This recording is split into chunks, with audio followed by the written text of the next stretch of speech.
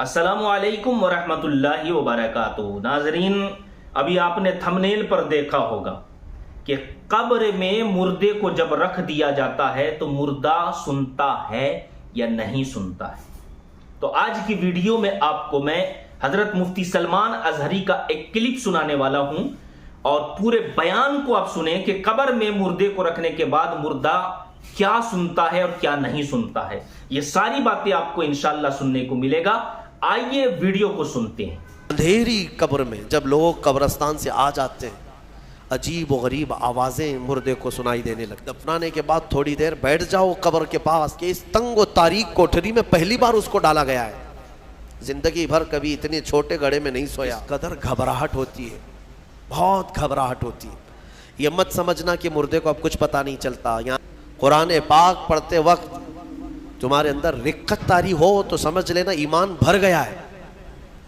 قرآن کی یہ صفت بتائی گئی، وَإِذَا تُلِيَتْ عَلَيْهِمْ آيَاتُهُ زَادَتْهُمْ ایمانا۔ یہ کون لوگ ہیں جو اللہ تبارک و تعالیٰ کے پرہیزگار بندے کون ہوتے ہیں؟ ان کے بارے میں اللہ فرما رہا ہے کہ جب ان کے پاس قرآن کی آیتیں تلاوت کی جاتی ہیں تو ان کا ایمان بڑھ جاتا ہے۔ وَجِلَتْ قُلُوبُهُمْ، ان کا دل ہلنے لگتا ہے شوق سے اللہ کی بارگاہ میں۔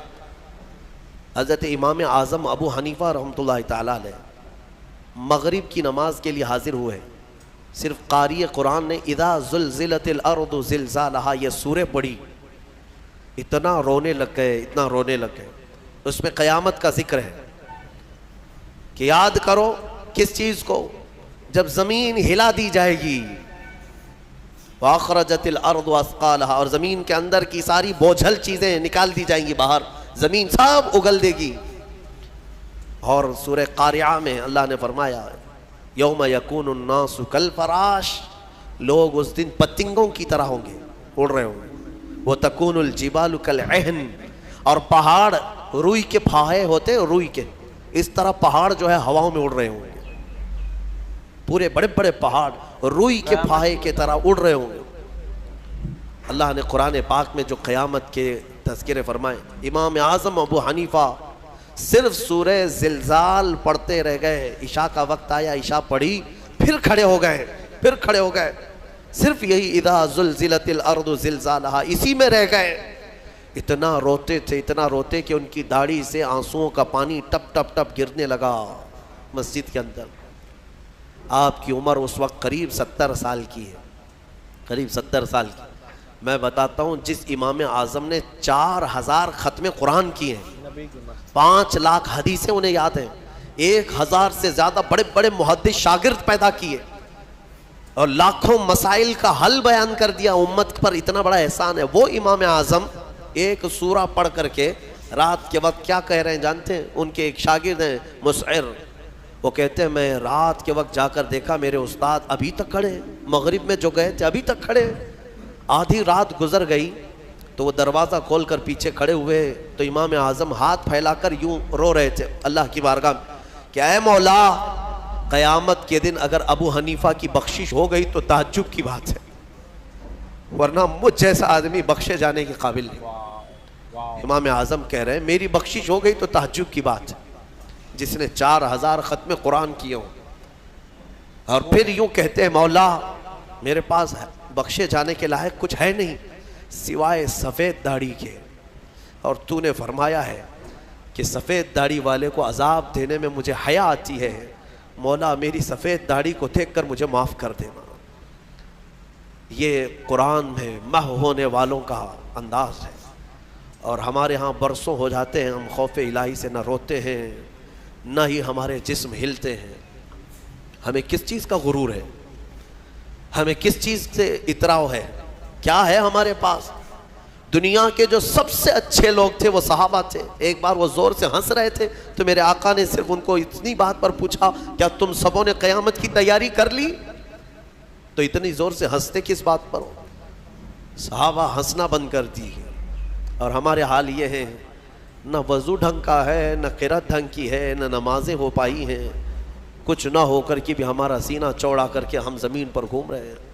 اللہ کے خوف سے لرز جاؤ، اور قرآن عظیم کی تلاوت جو بندہ کرتا ہے کثرت سے، اللہ تعالیٰ کا وہ ایسا محبوب ہوتا ہے، ایسا محبوب کہ آپ دیکھنا موت کے وقت بھی اس کے چہرے پر نور طاری ہو جاتا ہے. ہاں اس کے لبوں پر مسکراہٹ ہوگی. قرآن کثرت سے پڑھنے والے کی روح آسانی سے نکالی جاتی ہے.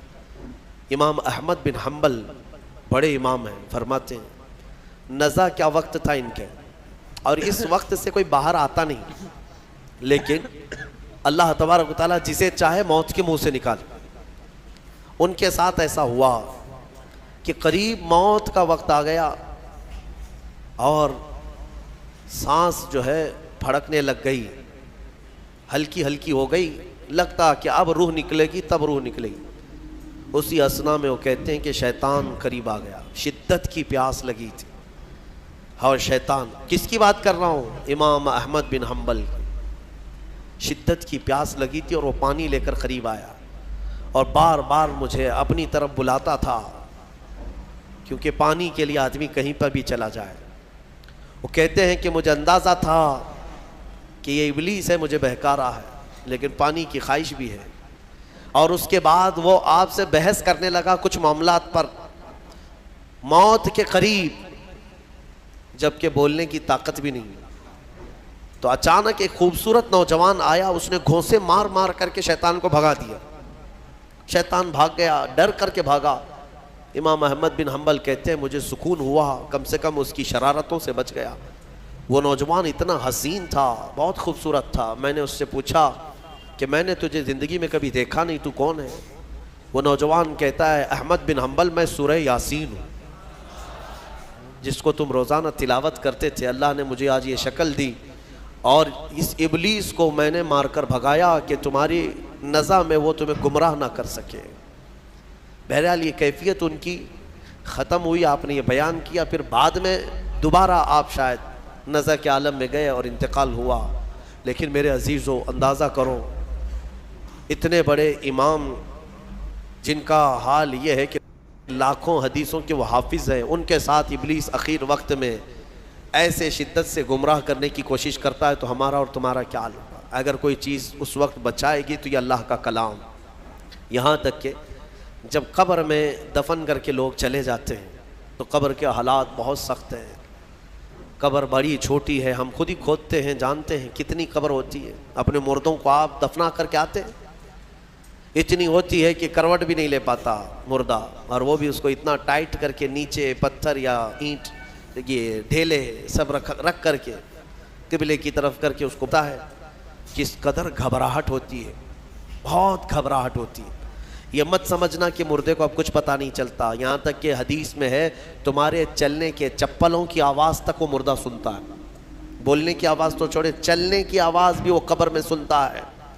ہر چیز زندوں کے کانوں سے زیادہ کان اس کے تیز سنائی دیتا ہے اس کو. اور جب لوگ چھوڑ کر کے جا رہے ہوتے ہیں وہ اس قدر گھبراہٹ کا شکار ہوتا ہے کہ اس تنگ و تاریک کوٹھری میں پہلی بار اس کو ڈالا گیا ہے. زندگی بھر کبھی اتنے چھوٹے گڑھے میں نہیں سویا. ہاں, اب حضور پاک صلی اللہ علیہ وسلم نے فرمایا ہے, رشتہ داروں کو بھی کہا ہے کہ دفنانے کے بعد تھوڑی دیر بیٹھ جاؤ قبر کے پاس کہ اس کی گھبراہٹ کم ہو. لیکن کون بیٹھتا کون ہے؟ سب کو اپنی جلدی ہے. عزیز لوگ بھی نہیں بیٹھتے, نکل آتے ہیں. بھائی ہوں, باپ ہوں, بیٹے ہوں, سب نکل کر کے آ جاتے ہیں اللہ ماشاء اللہ. لیکن اس اندھیری قبر میں جب لوگ قبرستان سے آ جاتے ہیں, عجیب و غریب آوازیں مردے کو سنائی دینے لگتی ہیں. زمین ہلنے لگتی ہے اور دونوں جانب سے دباتی ہے زمین. میرے آقا صلی اللہ علیہ وسلم نے فرمایا ان ضغطۃ القبر حق, قبر کا جھٹکا دینا حق ہے, ہر ایک کے ساتھ ہوگا. صحابی رسول سعد بن معاذ کے بارے میں حضور نے فرمایا ان کو قبر دبا رہی تھی. قبر سب کو دبائے گی, لیکن کچھ کو ایسے دبائے گی کہ ان کی ہڈی پسلیاں الگ ہو جائیں, اور کچھ کو محبت سے دبائے گی. لیکن فرمایا کہ قبر جو ہے اس وقت اندھیری اور پھر عجیب و غریب آوازیں, تنہائی الگ, کوئی نہیں ہے قریب, کوئی نہیں ہے. اس وقت کچھ لوگوں کی قبر میں ایسا ہے کہ اچانک ایک نورانی شکل کا نوجوان سرانے کے پاس آ کر بیٹھتا ہے اور کہتا ہے میں تیرا دوست ہوں, تو گھبرا مت, میں تیری دوستی نبھانے آیا ہوں. مردہ پلٹ کر کے دیکھتا ہے, پوچھتا ہے تو کون ہے؟ تو کہتا ہے میں اللہ کا کلام قرآن پاک. قرآن مقدس رفیق بن کر, انیس بن کر قبر میں آتا ہے. میرے عزیزوں, اس قرآن سے محبت کرو, اس قرآن سے محبت کرو. مجھے افسوس ہوتا ہے رمضان میں بھی کچھ لوگ ایسے ہیں جو قرآن سننا نہیں چاہتے. ان کو سال میں ایک بار ہی تو موقع ملتا ہے, ان موقعوں کو بھی گنوا دیتے ہیں. بازاروں کی زینت بنے رہتے. بازار کتنے بازار کرو گے, کتنے, سال بھر تو بازار کھلا ہے. کیا یہ تراویح پھر رمضان کے بعد ملنے والی ہے؟ ضائع کر دیتے ہیں. ایک تو تم حافظ قرآن ہو نہیں, قرآن گھر میں پڑھتے نہیں. ایک حافظ تمہارے ہاں آ گیا سنانے کے لیے اللہ کا کلام, اس کے لیے بھی پیچھے بھاگ جا رہے ہو.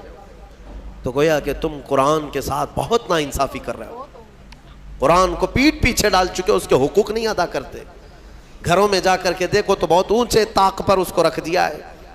قرآن پر تو اتنی دھول جمع ہوتی ہے کہ اتنی دھول نہ فریج پر نہ ٹی وی پر.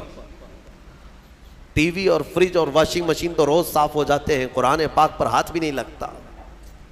کیوں؟ قرآن کے ساتھ یہ دوہرا سلوک ہے. یہی تو ہے میرے عزیزوں. درس قرآن اگر ہم نے نہ بھلایا ہوتا, یہ زمانے نے زمانہ نہ دکھایا ہوتا. شاعر نے بہت اچھے انداز میں کہا, درس قرآن کو اگر ہم نے نہ بھلایا ہوتا, یہ زمانے نے زمانہ نہ دکھایا ہوتا. یہ سارے ہمارے اندر ہیں. اٹھو, آج بھی تمہارے پاس وقت ہے, قرآن کو پڑھو, سیکھو. اور میں کہتا ہوں آج کے دور کے مسلمان, سخت پکڑ ہوگی تمہاری. تمہارے پاس یہ عذر بھی نہیں ہے کہ اللہ کی بارگاہ میں کہیں گے کہ مولا پڑھانے والا کوئی تھا نہیں, سیکھنے کا کوئی ذریعہ تھا نہیں. آج تمہارے ہر ایک کے ہاتھ میں موبائل ہے, قرآن ہے, سینکڑوں قاریوں کی قرت ہے. انٹرنیٹ صرف گانے سننے کے لیے نہیں, قرآن سیکھنے کے بھی وہاں ذریعے موجود ہیں. پورے عالم بننے کے مدرسے چل رہے ہیں آن لائن. قرآن پڑھانے والے پڑھا رہے ہیں, لیکن اب عذر تمہارے پاس کچھ بھی نہیں رہے گا. کیا کہو گے؟ کیا کہو گے کہ ہمارے ہاں کوئی عالم نہیں تھا, کوئی حافظ نہیں تھا, پڑھنے کا موقع نہیں ملا؟ نہیں, تمہاری سخت پکڑ ہوگی. تمہارے پاس سب تھا, تم نہیں چاہتے تھے قرآن پڑھنا, تم نہیں چاہتے تھے. میرے عزیزوں, قرآن کی طرف آ جاؤ.